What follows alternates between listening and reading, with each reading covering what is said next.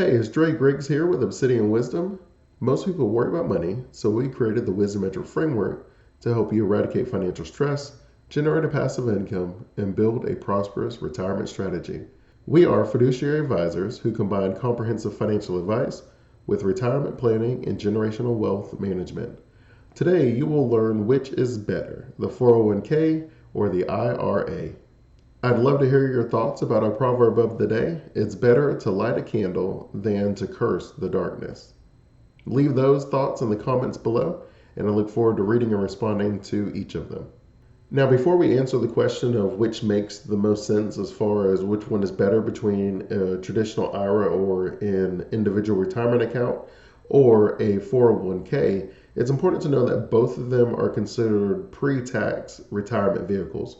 What that means is you put the money in before it is taxed today, and then that money will be taxed when you take it out in the future. It'll be taxed at retirement. If you take the money out before 51 and a half, then they will have a penalty that they'll charge you, and then they will also take the tax out, whatever that tax ends up being on that year.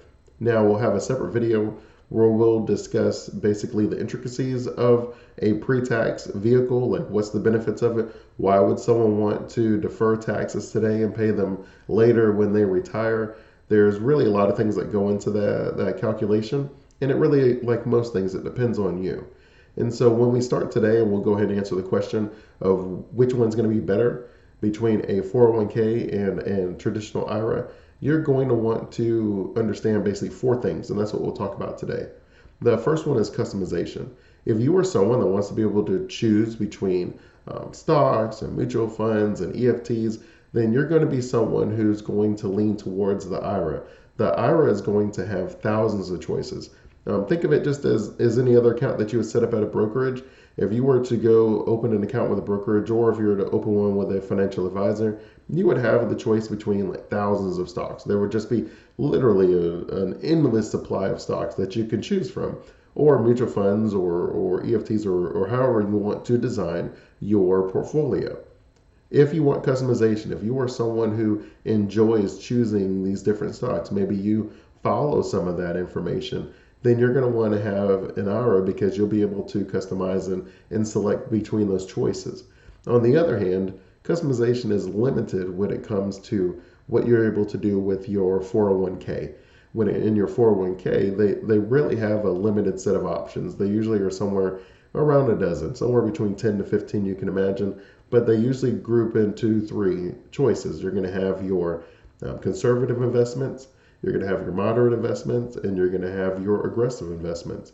On the number of years that you have left, you'll decide between the three, and they usually take your risk into consideration, just how much your risk appetite is. If you want to see a lot of fluctuation, but you're interested in getting a high return, versus if you want to see a pretty steady as she goes set of investments, but maybe the return isn't all the way there.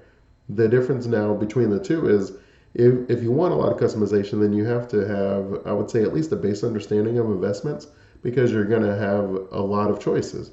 On the other hand, you would almost consider it, like turnkey, where if you go into your 401k, you're just going to let them know, I'm going to retire in this amount of years, and I have this much of a risk for appetite, and then they're going to give you a couple choices between an aggressive and a moderate, or a safe and a moderate, or some combination of the two.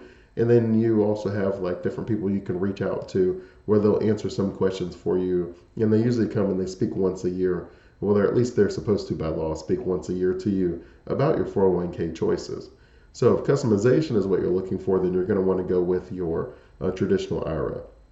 Now, on the other hand, if you're focusing on your contribution limits, then you're going to want to choose your 401k. And what I mean is, according to the data, right, 2022, that number that you can contribute per year is $20,500. Now, there's a bump if you're on the older end where you get to make up some of the years, but just generally speaking, it's $20,500 you can put in per year if you're contributing to a 401k. Now, on the other hand, your limits in your traditional IRA is $6,000 per year. Now, that would be obviously something that would matter when you're making your choices of how much you can put in each year. But if you're trying to be able to put in the most that you can, then hands down your traditional IRA is going to be um, less advantageous than if you put the money inside of your 401k because of the amount you can put in. Third, you're going to want to talk about just the overall access. And the access is going to be if you want to put money inside of a 401k, then you have to have it's an employer sponsored plan. And what I mean by employer sponsored, it means that it's offered through a company. So you have to work at that particular company. Anytime that you've dealt with a 401k, you know it's something that is offered within your benefits package.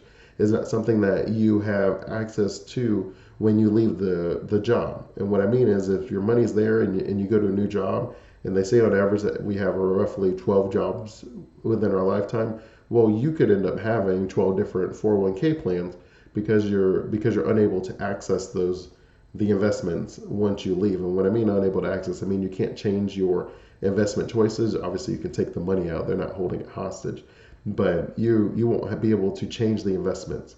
Now, you could roll it over and take the money with you. You could roll it into your traditional IRA. You would have the same options with both of those. So it just becomes a choice of which one is a preference for you.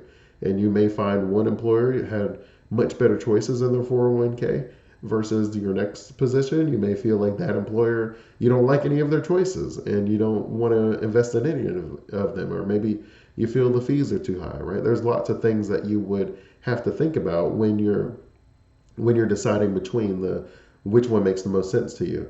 But if you don't have that access through an employer where they're just not offering that benefit, well, your traditional IRA, that's only if you just have an earned income. If you have an earned income, you're allowed to open a traditional IRA, and then you can do that at any brokerage firm, right? Like you can open it with any advisor. Brokerage firm could be like, Charles Schwab. Like there's just lots of different ones that are available, and then you can use any of them. You can put the money in, you can set the choices, and you can move on from there, where you don't have that choice when it comes to accessing it. Another additional benefit is currently within the IRA, if you are the spouse of an earned income, person, then you're able to open your own IRA account. Even though you aren't earning an income yourself, you have the ability to open it in your own IRA account. So that's pretty cool because you won't find that option, with the 401k, right? You have to be working there. It's a part of the benefits package, so you have to be in there, on the payroll to be able to access it. So if it comes to access, then you're going to want to go with a traditional IRA. And then last but not least, that leads us very well into the fourth choice, which would just be free money, right? Who doesn't want free money? If you're looking for free money or a larger, at least initial return on your investment, well, if your company is offering a 401k, a lot of them in the benefits package offer a match.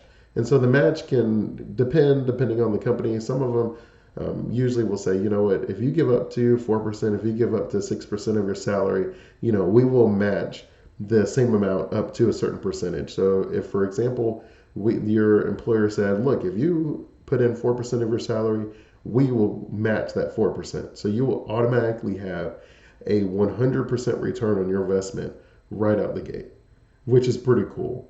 On the other end, some people may say, look, if you put up to 4%, we'll put in a percent, a half a percent for each percent you put in. So you invest 4%, then they would invest 2%. So you'd have a 50% return on your investment. Still pretty good, right? Like if you take a step back and you think about it, okay, if I was able to get a 20% return, you would be like doing backflips, right? If you got a 10% return, you'd probably be pretty happy. So if you're able to get a 50 or 100% return, then that's free money that you should at least consider taking advantage of up until the company match. Once you get past the company match, then it really becomes a discussion on what the fees are that they're charging you to manage the money, the administration fees. The fees typically can end up being a little bit higher in a 401k than a traditional IRA, but it really depends on what you're doing. You could technically be trying to day trade your IRA and rack up more administration costs than your 401k. So it really does depend on kind of what you're doing with those two vehicles. But if you just want the access to the free money, why not just offer at least match the amount that they're willing to match you with? and then you can see how they perform from there because you already have that buffer.